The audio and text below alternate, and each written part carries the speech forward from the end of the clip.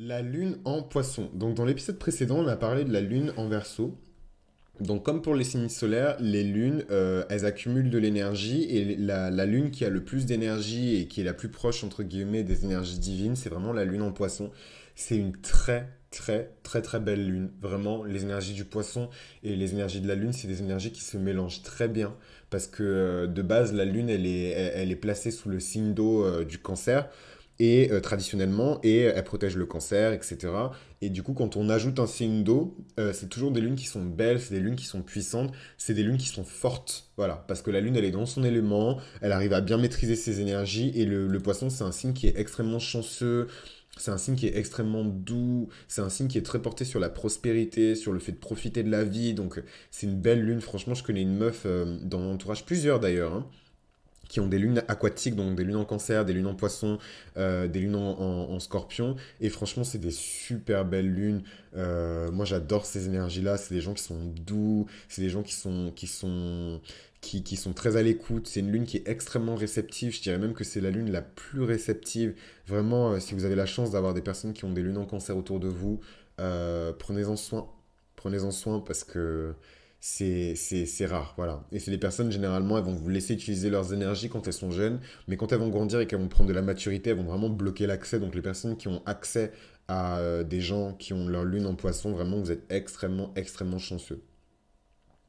La lune en poisson, sa caractéristique principale, c'est vraiment son côté intuitif qui lui permet presque, comme la lune en scorpion, de lire dans les pensées des gens. C'est une lune qui est extrêmement placée sous l'égide des sens qui sont cachés. Donc quand on parle du cinquième sens, la lune en poisson, c'est le cinquième sens. C'est une lune pour se sentir en sécurité, pour se sentir bien dans son intimité. C'est une lune qui a besoin d'imagination. C'est une lune qui a besoin de liberté. Faut pas oublier que traditionnellement parlant, la planète qui protégeait le poisson, c'était Jupiter dans l'astrologie traditionnelle. Maintenant, c'est Neptune parce que Neptune à l'époque n'avait pas été découverte, mais avant c'était Jupiter. Donc vraiment la planète de l'abondance, de l'expansion et de la fortune. Donc voilà.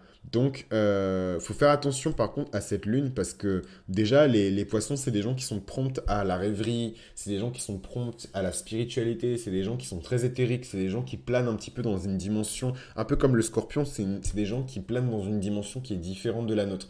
Là où la dimension dans laquelle plane le scorpion, c'est une dimension qui est très basse, c'est vraiment une dimension voilà, où il y a excusez-moi, hein, mais c'est des dimensions où il y a des vibrations basses, quoi, genre du sexe, de l'abus, des attouchements, de la vie, mais dans le côté brut, genre, voilà, de l'éjaculation, etc. Bref, le poisson, ils sont dans une dimension qui est un peu plus élevée, c'est la dimension des dieux, c'est la dimension du silence, c'est la dimension des anges, c'est la dimension, voilà, un peu féerique, un peu éthérique. Donc ça, c'est pour les poissons qui sont matures, et c'est pour les poissons qui sont ascensionnés, qu'ils soient poissons lunaires ou poissons solaires, c'est pour les poissons qui sont ascensionnés. Donc c'est pas tous les poissons qui ont accès à tout ça, hein. Donc il y a vraiment des poissons qui se grattent le cul, et that's it. Donc faut pas non plus...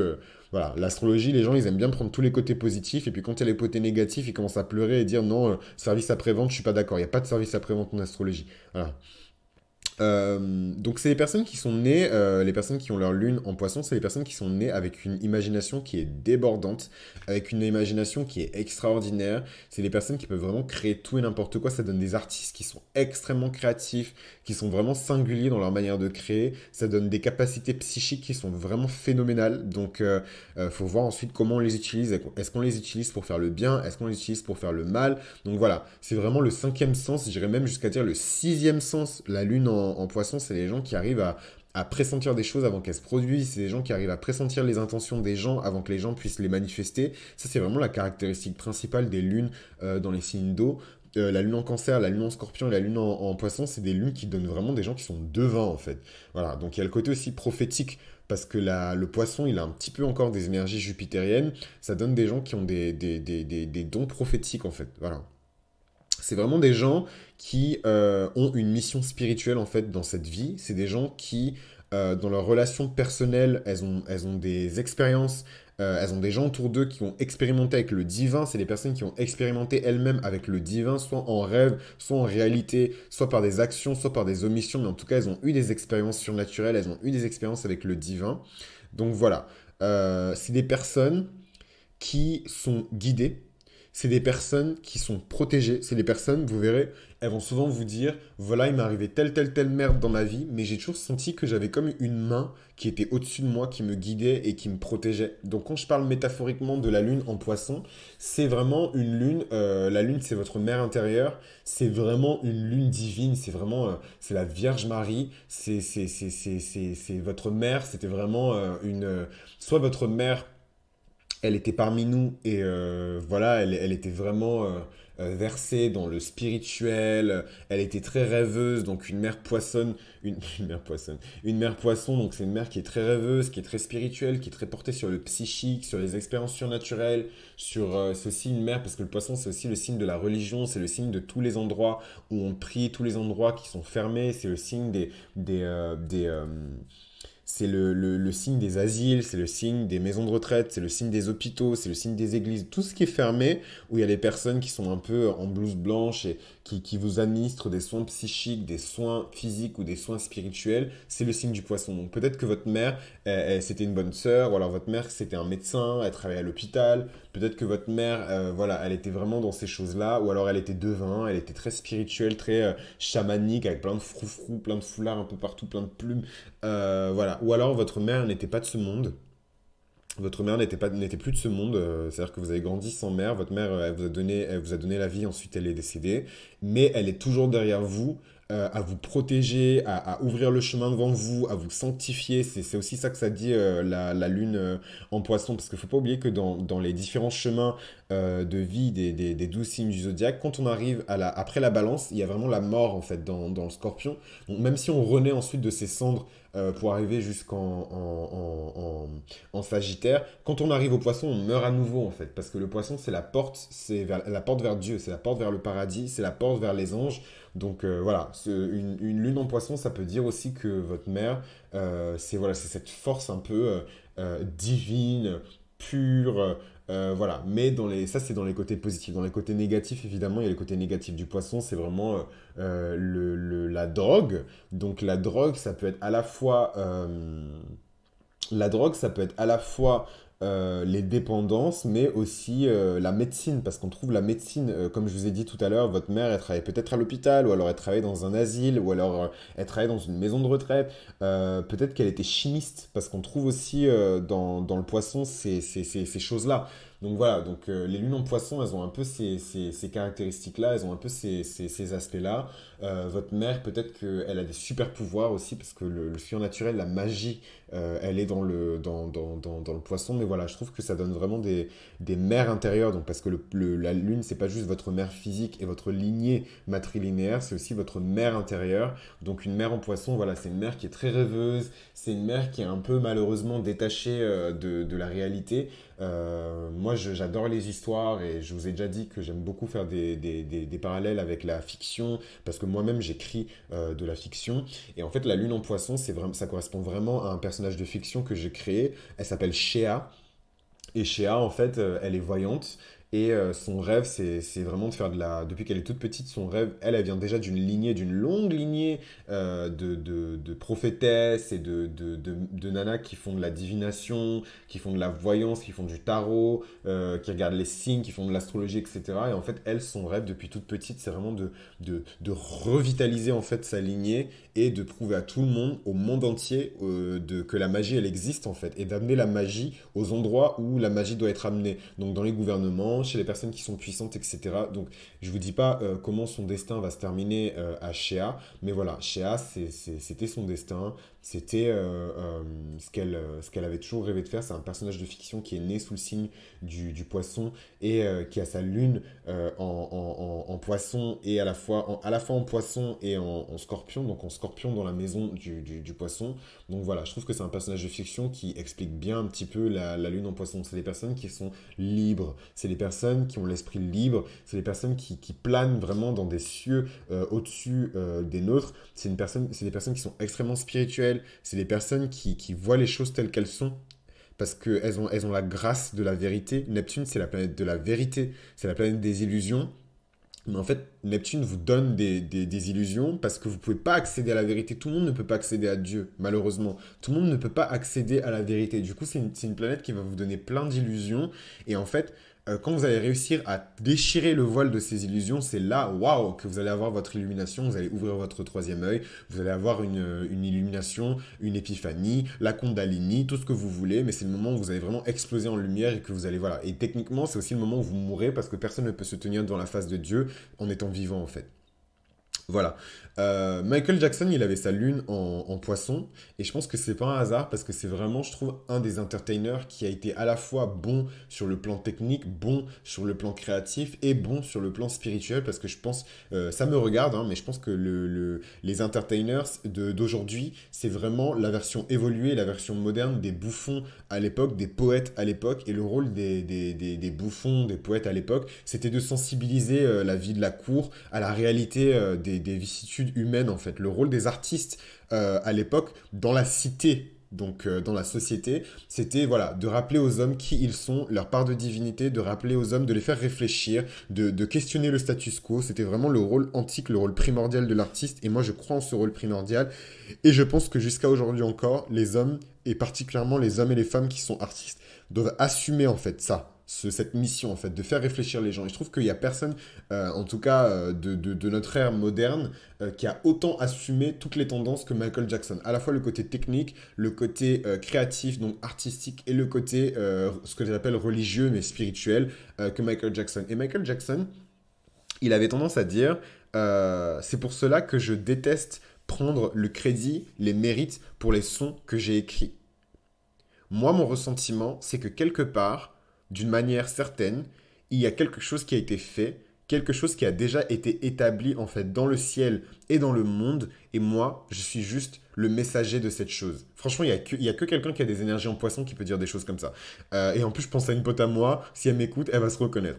Michael Jackson, il disait, je cite, je crois vraiment en cette énergie, je crois vraiment en cette chose, j'aime ce que je fais, je suis très heureux de ce que je fais, c'est mon échappatoire, c'est de la pure escapade. Voilà. Et ça, c'est Michael Jackson qui a dit ça. Et sincèrement, c'est vraiment le dernier point que je veux explorer sur le poisson. Ce désir d'escapade, ce désir d'échappatoire, ce désir en fait de se détacher du corps pour arriver en esprit, pour vivre en esprit, c'est vraiment quelque chose de très neptunien. Et les personnes qui sont nées sous le signe du poisson, elles sont extrêmement neptuniennes parce que Neptune, c'est la planète qui gouverne le poisson.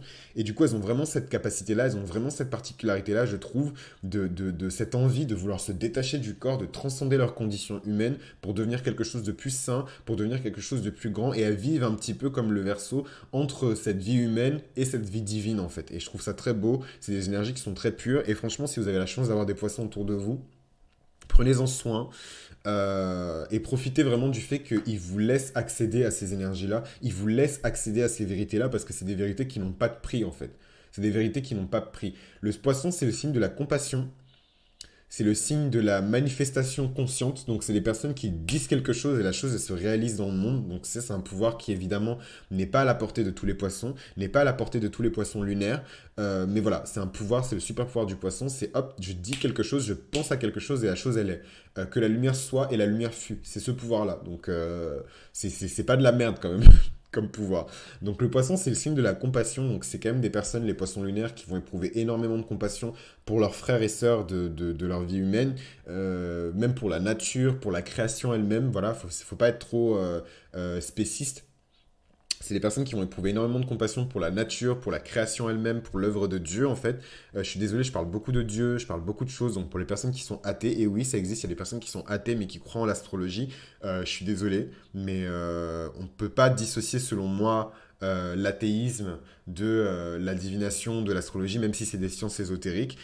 Et un jour, je vais en parler, je vais m'adresser directement à vous, les athées, même si je pense qu'on a tous une part d'athéisme en nous, que Dieu me pardonne, mais je pense qu'on a tous une part d'athéisme en nous parce qu'on est humain, on est imparfait. L'autre super pouvoir du poisson, et c'est un pouvoir un peu dans son dark side, donc il faut vraiment qu'il fasse attention à ça, c'est que dans son désir de vouloir vraiment échapper à la réalité qui est beaucoup trop dure à vivre, beaucoup trop proche de la terre, des choses basses, des vibrations sales, enfin vraiment le poisson il le ressent comme ça. Les gens qui sont genre pauvres, voilà le poisson. Le poisson, c'est des gens, la comptabilité, la gestion, le contrôle de gestion, la fiscalité, la finance, c'est des choses qui les intéressent pas. Eux, ils veulent juste profiter de la vie, s'amuser, voilà. C'est les choses qui leur cassent les couilles. C'est les choses qu'on donne aux énergies saturniennes. C'est les énergies de Saturne, c'est les énergies du Capricorne. Foutez-moi la paix. Moi, je vais pas calculer. Moi, je veux profiter de la vie. La vie, elle est belle. La vie, elle a été faite par Dieu. Donc, laissez-moi profiter de la vie. Laissez-moi profiter des bienfaits de mon père. C'est un peu ce que les poissons vont vous dire. Donc il faut faire attention parce que dans ça, parfois, on n'arrive pas à manifester la gloire, la beauté, l'éternité en fait qu'on peut vivre dans son être en tant que poisson lunaire ou en tant que poisson solaire. Et du coup, on utilise la drogue et l'addiction. Donc on utilise les illusions. C'est important de vous garder ça à l'esprit parce que la drogue, c'est ce que c'est en fait. La drogue, c'est une illusion. Toutes les illusions sont des drogues parce que vous mettez dans un état qui va tromper vos sens. C'est ça le principe de l'illusion. Vous vous mettez dans un état qui va tromper vos sens afin de calmer une douleur, afin d'échapper à une réalité, afin de mieux transformer votre réalité. Et c'est quelque chose qui n'est pas sain. Et en fait, dans ça, là, vous pouvez faire rentrer les drogues. Mais dans les drogues, enfin, je veux dire, les drogues ne sont pas les seules illusions, en fait. Les dépendances sont des illusions. Vous faites croire que vous avez besoin de quelque chose pour maquiller derrière quelque chose dont vous n'avez pas besoin parce que vous avez peur d'assumer vos responsabilités et vous avez peur de manifester votre pouvoir et de rentrer dans votre pouvoir. En fait, du coup, vous vous créez des dépendances ou alors vous êtes dans une situation d'auto-sabotage. Donc, il faut faire très, très, très attention à ça parce que, comme je l'ai dit, la lune révèle encore plus le dark side des signes quand une lune, surtout quand une lune est mal aspectée. Donc, je vous expliquerai ça quand je vais explorer vraiment les thèmes astro. Donc, si c'est des choses qui vous intéressent, n'hésitez pas à laisser des likes, n'hésitez pas à vous abonner dès maintenant. Peut-être que vous aurez un prix préférentiel. Mais en tout cas, voilà. Faut vraiment se méfier du dark side, en fait, du poisson. C'est quand on essaie de s'échapper absolument à sa vérité et du coup on tombe dans les dépendances et des drogues qui sont des illusions et dans ces illusions-là par exemple vous pouvez avoir l'illusion du succès. Quand j'aurai du succès, je serai heureuse. Quand j'aurai ci, je serai heureuse. Quand j'aurai ça, je serai dans ma plénitude. Quand j'aurai ci, je serai dans ma machin. Donc ça, c'est une illusion, par exemple. Je regarde plein... Franchement, je suis désolé. Trigger warning pour les personnes. Je suis désolé. Trigger warning. Donc les personnes qui sont faibles d'esprit, mettez-vous sur le côté. Mais si vous m'avez trouvé, c'est que vous êtes plutôt futé. Vous êtes sur Mythologie Astrale avec Chris. Donc, je vous dis juste trigger warning et ensuite je poursuis. Donc, trigger warning, les personnes qui, par exemple, disent... Moi, j'ai absolument besoin des mangas, des animés, des films, des jouets, de tous ces trucs d'enfants. C'est les personnes qui sont dans l'illusion aussi. Vous utilisez ça comme une illusion pour vous faire croire que votre âme, elle est toujours pure, alors que peut-être que votre âme, elle est corrompue, comme tout le monde sur Terre d'ailleurs. Peut-être que votre âme, elle est corrompue, mais vous regardez ces trucs d'enfant parce que vous essayez de protéger l'enfant en vous. Et du coup, vous pensez que ce truc-là, cette illusion, va vous permettre de vous persuader que votre âme est restée pure, que votre âme, elle est restée enfantine, alors que peut-être que votre âme, elle est déjà corrompue. Et peut-être même qu'en étant enfant, votre âme était déjà corrompue. C'est possible aussi. Donc voilà, trigger warning, voilà, c'est des choses, il faut faire attention avec ça. Lune en poisson, c'est des choses qui peuvent se mettre en fait sur votre chemin. Pareil, dans les échappatoires, il y a aussi la nourriture. Voilà. Vous avez grandi dans le manque, vous avez grandi dans le manque et vous n'aviez pas ce que vous vouliez. Donc, vous avez utilisé la nourriture pour combler ce que vous n'aviez pas. Voilà. Ma mère m'achetait pas ce que je voulais quand j'étais petit, donc je vais manger ce que je veux parce que au moins c'est ce que j'ai. J'ai de la nourriture. Voilà. Donc ça crée en plus des habitudes et des comportements qui ne sont pas sains parce que ça peut attaquer votre santé en fait. Donc je vous passe l'épisode sur la drogue, je vous passe l'épisode sur la pornographie, qui sont aussi des formes d'illusion. Voilà. De toute façon, je vous ai dit, Neptune c'est l'illusion, Neptune c'est Hollywood, Neptune c'est tout ce qui est glittery, donc avec des paillettes, des strass, c'est tout ce qui vous émerveille, qui vous met vraiment de la poudre aux yeux mais qui n'est pas réel. Parce que la vraie vérité, elle se cache derrière.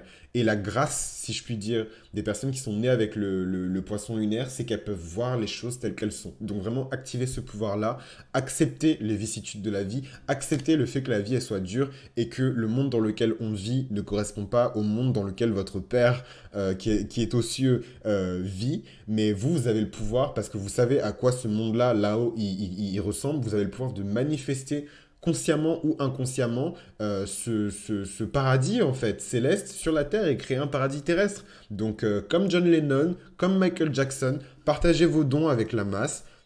Partagez pas vos secrets, mais en tout cas vos talents artistiques avec la masse et permettez à la masse, comme Jésus-Christ, permettez à la masse de l'humanité d'élever sa vibration en fait.